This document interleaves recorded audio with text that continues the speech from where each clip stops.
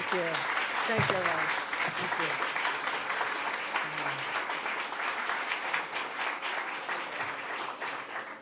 you. Well, it's great to be back here. I was here literally Friday. I will say Friday there was this little more sense of optimism than we might feel today after yesterday. But it always lingers because there's always next year. And so I'm delighted to be back here with my friends, my partners, County Executive Adam Bello, who was there when we made it, and Joe Morelli were there. We made a major announcement on Friday. It was a huge investment by GM. It's always so much happier to come to a place when they're announcing more investments, more jobs not leaving. Instead of most of my life, it was the opposite. When the press releases came out and there was the name of a big company at the top, you're just like, how many jobs are leaving? That's the world I grew up in Buffalo. You knew it here in Rochester and the Finger Lakes area. So that's the world we lived in, and lived is a past tense word because we're in a whole new era now, and I'm so proud to be here. And also our mayor, Malik Evans. I know he wanted to be there, but he was there with the National Mayors Association meeting, figuring out ways to solve all the problems that are shared by many of our urban areas. So I want to thank him for being the voice of this region nationally, but also for what you do here. Let's give a round of applause to our elected leaders.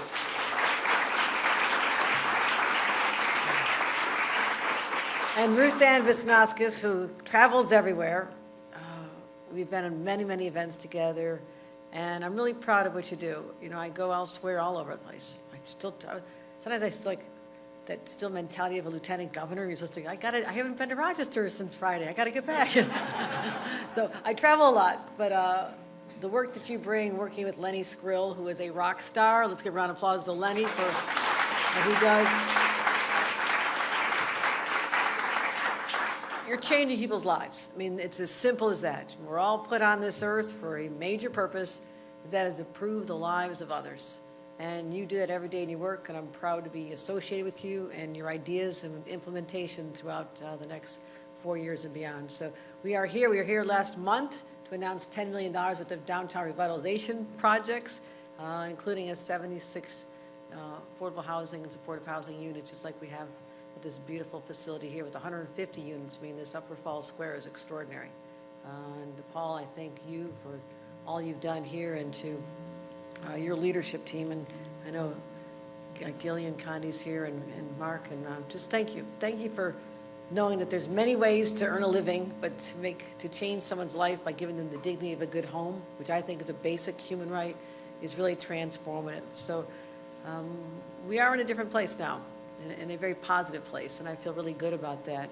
And as we talk about where we go next, I'm always focused on, you know, the next years, the next decade, and what we're leaving our kids and our grandkids. Now that I'm a grandmother, I get to say that. I'm leaving our grandkids. But it really puts on us a special responsibility, a moral obligation to make sure that the people we call our neighbors in our communities have some of the things that we don't have. You know, my parents may have started out in a trailer park. My little brother was born, and story is he slept in a drawer because he didn't have room for a crib. And I came along 9 months later, and we moved into a little flat. But we always had a roof over our head. We never worried. You know, parents had little houses, and they got bigger as they did better. But for people where housing is just out of reach, they can't afford it, or they need special services that you don't find in ordinary apartments. You know, for society and really government in partnership with the locals to offer that to people, it's extraordinary. And I really believe in that. I really believe in that mission that we spoke about right at the top of our State of the State address, to show my priorities and how we have a responsibility to address the health, but also the well-being, the emotional well-being of all of our citizens. And one area we talk about the health of our residents, you know, we've been talking about childhood lead poisoning, I feel like my entire life. I mean, I don't know when this was first discovered as a problem. I know they stopped, you know, putting lead in paint decades ago, and one would think that, well, it must be over now, right? I mean, how are we still talking about this in 2023? But it's real. It's real. It doesn't just go away when you paint over it with another kind of paint. It doesn't go away. The chips are still there. The window sills that the kids are playing on, they're always moving. Chips are coming off, and sometimes it's near the cribs. And there's no amount of lead that's safe. There's only a little bit. That's not safe. And that's the reality we're living with. And so we also talk about the lifelong educational and behavioral consequences of this exposure on kids and their families. Results in higher number of kids having special needs.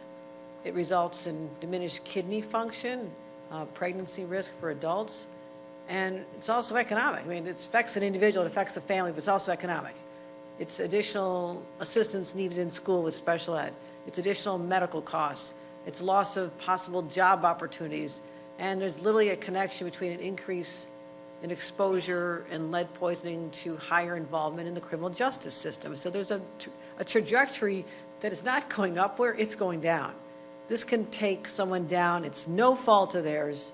No fault of theirs. They did nothing wrong other than live in a home that still had exposure to lead paint.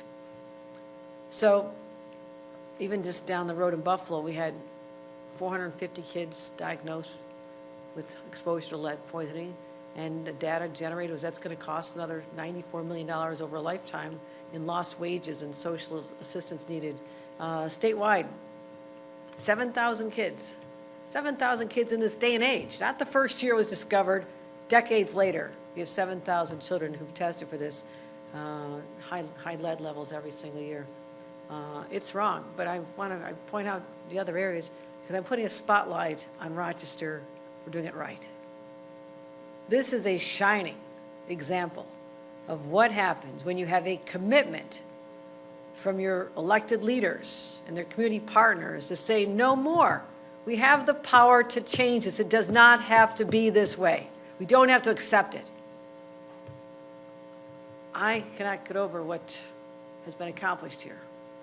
And it was once one of the hardest hit cities. All the statistics you don't want to be in, you don't want to be in this one. You do not want to be known as one of the worst places for children to be exposed to lead exposure. It all changed in 2005, a while ago. And the city adopts the lead-based paint poisoning prevention ordinance. Mouthful. But it's just common sense. When a city government steps up and say we have to do something, they determine that they can make a concerted effort to remove lead from homes, have training to keep families safe, what to look for. And since that law was enacted, 85% drop in the number of children testing positive for lead poisoning. 85% drop. You know how many more children are now liberated from the shackles that would have been there had they been exposed and all the ill effects I just described? You know how many children will have none of these strikes against them? Because the city government made a decision to do something that was responsible. They went from 3,500 cases in 2005 to 530 in 2021. Look at that drop. Other places it's going up. So I view Rochester as a shining star, a real example. And I come out of local government, 14 years in local government. So I happen to know that local government often is the incubator for the best ideas. Your towns, your cities, your counties. No offense to Congress, Joe, but I spent some time in Congress, and I'm sure it's a nice incubator for something, too. You let me know. But Joe knows because he started in local government, too. Joe knows it percolates up. And what this city has done, in my opinion, is not just a model for New York State, it's a model for the nation. And that's what I'm putting here today is a special spotlight on this, because we all agree that kids deserve to live in a healthy environment. So in my State of the State address, with Rochester top of mind and the extraordinary accomplishments here, we proposed a program to drastically reduce the risk of lead exposure in rental properties. The state will apply and fund, now in your local government, you like the word, and you're going to fund it, right? A lead inspection requirement right here in Rochester in the 23 hardest hit cities across the state. We were going to, outside of New York City, they have their own lead prevention program, but here's how it works. Rental units before 1980 were required to undergo inspection every 3 years, what you do in Rochester. And they'll have to identify and put forth any risk areas. The owners of the properties that fail these inspections will be required to remediate the lead hazards in order to keep their certificate of occupancy. It's a requirement. And we're going to assist these landlords in creating these safe conditions. We'll be providing state funding to help defray the cost of inspections. I mean, they have to do the inspections every 3 years, but we'll help you with that cost. We're not trying to make your job impossible. We want you to continue to offer these homes to people. And we'll also support renovations where conditions are so dangerous that they need to be identified or remediated. We'll also be providing staff to local health departments to help roll out the program and ensure compliance. You know, there's many levels that deal with this. And so, in our opinion, following the Rochester model, these are just common sense investments because every dollar we invest in lead remediation, they estimate a return on that dollar investment of $307. So how do you not make that investment? And that could be result in a net savings of $3.5 billion for New York State. So let's do that. Let's get that done. Let's make it statewide. Let's brag about what Rochester has done. I thank you. Thank you. And just to recap what the commissioner talked about, you know, we're also, in addition to this, making existing homes safe for residents, as they should be.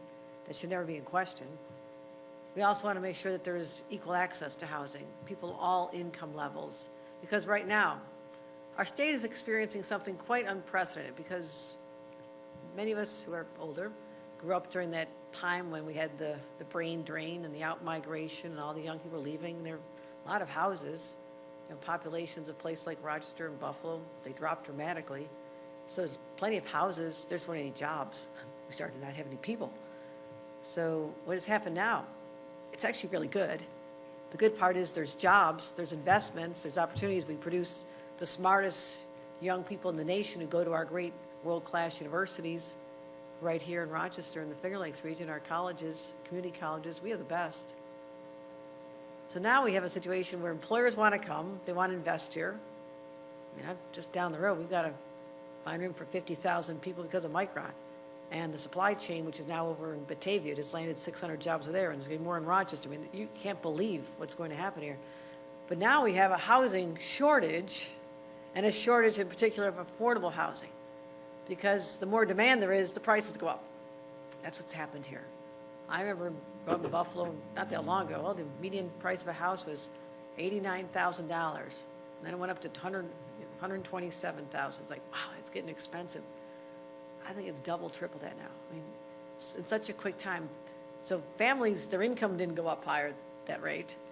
Minimum wage didn't go up with that rate, although we want to take it to inflation as one of my initiatives because it's not anybody's fault that their earning power has gone down.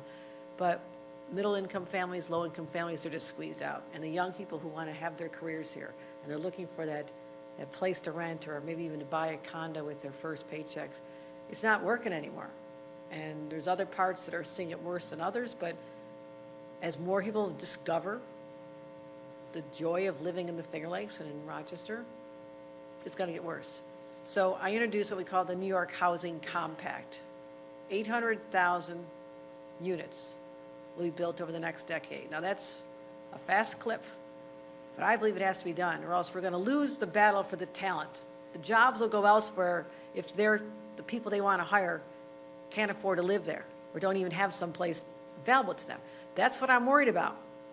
The exact opposite of when I was growing up, but that's the phenomenon. If we don't meet that need, if we don't meet this moment, then we're going to fail the next generation. That's the urgency that I'm bringing to this.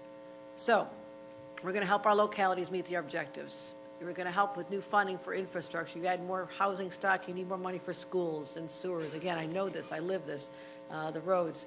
We're going to have a $250 million infrastructure fund to help them. We're going to incentivize new housing construction, help rehabilitate old neighborhoods or old housing into beautiful housing. Also abandoned properties, you know, the malls. Some are doing great. Some part of them are going to stay open, but why not have mixed use, even housing there on the same property? It's time to be creative and reimagine the future of housing. And also, you know, if there's some of the properties are dangerous to live in, we can take some of those abandoned ones and convert them with assistance from the state, improve property values. And so there's so many areas where, you know, we can help people. And the cost of living, as I mentioned a couple times, it keeps going up. It's been a really cold, brutal winter. My heat's still out in my house since Christmas Eve. I was in Buffalo. Pipes burst. with my heating system. Drywall's a mess. Around my house yesterday, trying to make some dinner, and I couldn't find anything. It's all heating units all over the place, but we'll get through it. I'm doing fine. Don't worry about me, but but it's really cold. I just want to tell you, it's really cold. So the question is, to keep the thermostat turned up, when it works, or you're going to put food on the table. That's a choice for too many families, especially in the Northeast, especially in cold areas like Western New York and the Finger Lakes. So we're going to help tens of thousands of low-income individuals upgrade their appliances, make them more efficient, add more insulation, help them switch to fossil fuels, which in the long run are cheaper. So we're going to help them as well. So we want our local communities to step up, keep building. We'll help them meet their costs. We'll work to help remediate the lead paint by helping, again, defray the costs, and also finally achieve something which is required of us. It's required of us to be bold. And I need every single community, the tiniest little hamlet, all the way up to our big cities, to step up and say, we're in this together. We're New Yorkers. We have this once-in-a-generation opportunity to show that we can build, we can overcome all the institutional barriers, all the local resistance, all the other issues that have gone on a long time, because that way our kids can raise their families in the same community they were raised in. Because I don't want any more kids to have to leave this state as much as they want to stay, not because they can't find a job, because they can't afford to live here. We won't let that happen. That is my quest, that is my mission, that is a sense of urgency I'm bringing to it with every fiber of my body. I'm excited about it. I love a big challenge, but all of you in this room are part of this, and I thank all of you for being willing to step up, add your voices to what we have to do here in Rochester and across the great state of New York. So we're supposed to do this. It's bold. It's what we expect from ourselves, but we're going to do it. And with that, I'd like to introduce our mayor, Mayor Malik Evans, and talk to us about what this program has done, taking care of little kids, not having to be exposed to something that, maybe many of their predecessors or even older siblings had to encounter, but we stop it right now. We fight the violence in our streets. We're working together on that. We have more to announce on that very soon, but this is an important part. In someone's own home, they should not become sick because of the environment they live in. That's a basic human right. Mayor Evans.